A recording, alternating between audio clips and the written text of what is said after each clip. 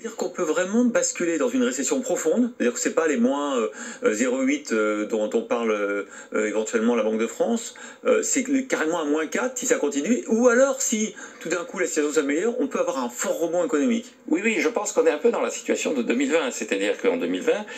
on a empêché les gens de travailler pour des raisons qui étaient des raisons liées à des décisions politiques. Là, de même, on les empêche de travailler de façon,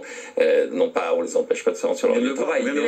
on vient de le voir avec Duralex, on les empêche de travailler, et le PDG de Duralex a dit que la situation est plus grave qu'en 2020. Et donc le résultat sera le même qu'en 2020, c'est-à-dire qu'en 2020, il y a eu une contraction de l'activité économique de 8%. Ça a duré 55 jours le confinement, donc le véritable enjeu, c'est au bout de combien de temps, effectivement, le marché du gaz, le marché de l'électricité va retrouver une situation à peu près normale, et combien de temps vont mettre les entreprises à s'adapter en trouvant des substituts, en faisant les économies d'énergie qui ont été annoncées par le PDG de Duralex. C'est pour ça que je dis que dans la situation dans laquelle nous sommes, donc prudence, nous ne sommes pas Madame Irma, ni vous ni moi,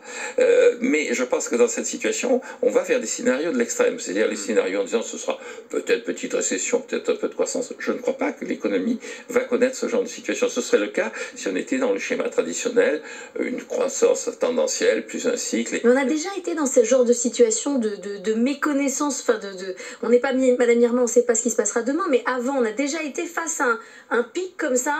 des possibilités aussi fortes. Ah mais souvenez-vous encore une fois de ce qu'on disait en 2019, souvenez-vous de la note de conjoncture de l'INSEE du mois de mars 2020, ils en étaient arrivés à une situation où